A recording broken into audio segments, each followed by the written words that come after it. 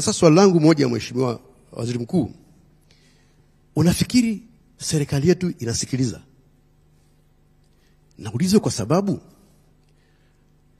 early warnings zilikuwa pale ukutani pale, tunakwenda kubaya. Mwenyekiti hapa amesema habari ya utekaji, habari ya watu waliokufa, habari ya watu waliopotea, mpaka na listi zimetolewa. Inavyoelekea serikali imegoma kusikiliza.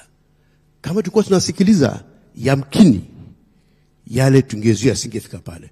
Sasa hivi unafikiri usikiliza kwa sababu hata mapendekezo ya tume ya haki jinai hamjayafanyia kazi mpaka leo. Mnasikiliza? Swali la kwanza hilo. Swali la pili, ninajazilizia pale posema Balile. Hapa umekuwa very eloquent kutueleza madhara yaliyotokea 29 Disemba, vituo vilivyoharibiwa Oktoba 29. Vituo vilivyoharibiwa, nyumba, magari, mpaka pikipiki. Kwa nini kigumizi kutuambia wale kufa? Mnaficha nini? Kwa sababu waliokota maiti ni polisi. Naulizwa, samahani Mwenyekiti, waliokota maiti ni polisi. Utaratibu wa kupeka maiti mochwari unajulikana. Hii takwimu inafichwa ili nini? Salamu alaikum. Twende kwa Tausi. Asante Mwenyekiti kwa kuniona. Mheshimiwa Waziri Mkuu, umezungumza vizuri sana, hongera. Swali langu mawili madogo. Mpaka sasa hivi mtaani watu wanalalamika sana kutopata maiti zao. Kwa nini hali inakuwa hivyo? Sisi waandishi wa habari tumeathirika pia. Mmoja wa mwandishi wetu mpaka leo hajapatikana na wamezika nguo. Sawa, tumepata matatizo, madhila yametukuta. Kwa nini watu hawapewi maiti zao? Lakini swali la pili, kuna tuhuma na zinazunguka sana kwenye mitandao. Hata ripoti ya TV moja imesema kwamba kuna kaburi la halaiki. Ukweli ukoje? Kuna kaburi la namna hiyo? Asante Mwenyekiti. Asante Tausi kwa kuuliza kwa ufupi. Neville Meena. Asante Mheshimiwa Waziri Mkuu. Wakati wa uchaguzi tunapozungumza sasa hivi, Mheshimiwa Waziri Mkuu, vyombo vya habari vya Tanzania hatuna pa kusimama.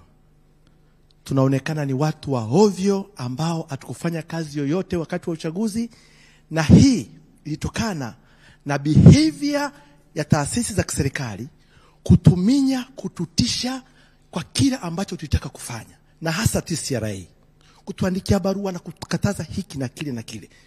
Katika mazingira haya hata serikali haiwezi kupeleka taarifa zake kwenye vyombo vya ndani tukaaminika. Ni nini mkakati wa serikali au ni nini kauli yako Mheshimiwa Waziri Mkuu kuhusiana na taasisi zilizoko chini ya serikali kutuingilia katika editorial independence yetu na kutukataza kufanya kazi yetu ya kitaaluma inavyostahili?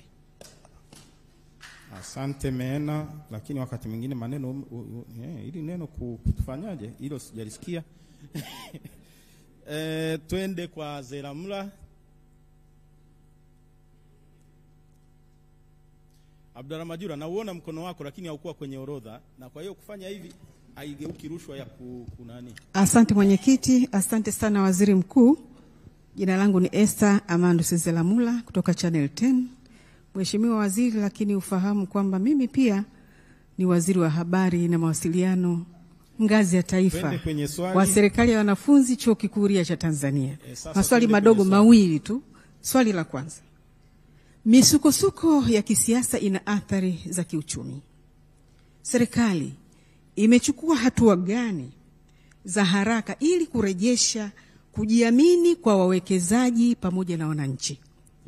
Na swali la pili dogo, ni ujumbe gani ungependa kuwapatia wananchi ambao wana wasiwasi kuhusu mustakabali wa demokrasia, uchumi pamoja na umoja wa taifa? Asante. Asante, naomba tuende kwa Salim Kikeke. Kuna kanuni ya kutovunja uaminifu katika ambacho umekitaja mwanzo. Kwa hiyo sasa tukiinua mkono tukasema tuvunje, baadaye tarani. Karibu Salim. Asante Mwenyekiti. Asante sana Mheshimiwa Waziri Mkuu. Na maswali matatu nadhani, madogo sana. Moja, Mheshimiwa Rais ameunda tume ya kuchunguza kilichotokea Oktoba 29. Lakini katika mazungumzo yako hapa umezungumzia economic sabotage. Sasa nataka kujua kuna ushahidi kiasi gani wa kuweza kulenga kabisa na kusema kwamba ni economic sabotage, na hasa kutoka nje ya nchi, kama kuna watu wamekamatwa tuweze kufahamu waliotoka nje ya nchi. Namba 2, kuna taarifa nyingi sana zinazungumzia vyombo vya usalama kufyatua risasi hovyo au ili risasi za moto. Sasa nataka kuuliza, kulikuwa na ile inaitwa order ya shoot to kill, na kama ilikuwa imetolewa na nani? Na la mwisho, tunasikia sana kwenye mitandao ya kijamii sasa hivi kwamba kuna vuguvugu lingine la yaliyotokea Oktoba 29 tarehe 9 Disemba. Tanzania imejiandaa vipi kukabiliana na hilo? Asante. Asante. Sasa tunakuja kwa Mzee Salim Saidi Salim. Wakati wanaleta, kama una swali ambalo ni very burning uandike. Alafu ukiandika, hata bungeni tunaona kwamba yuko hapa.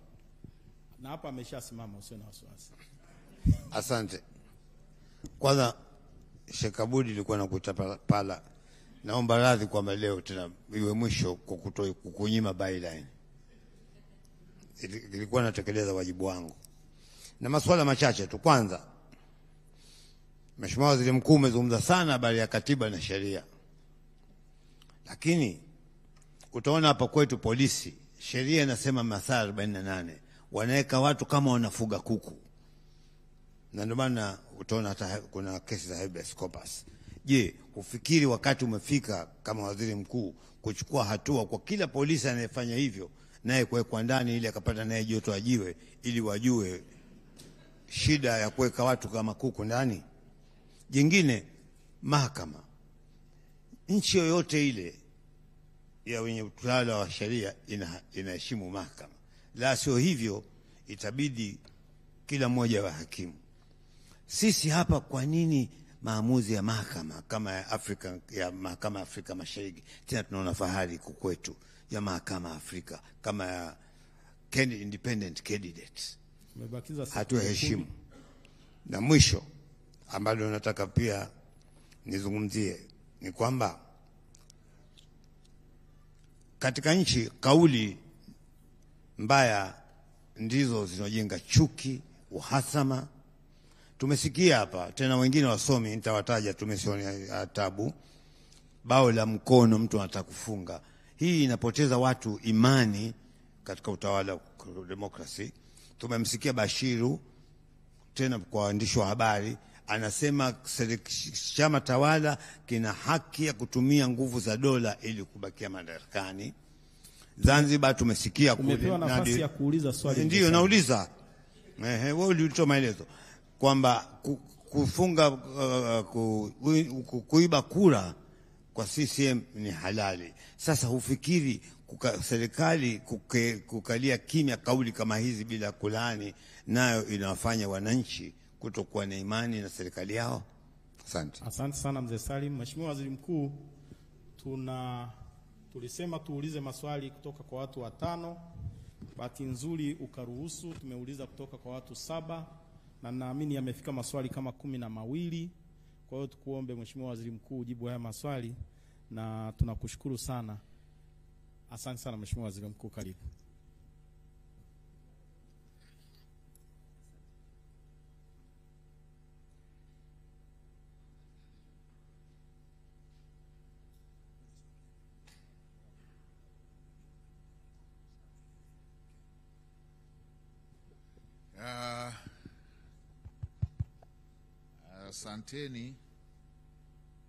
Asanteni sana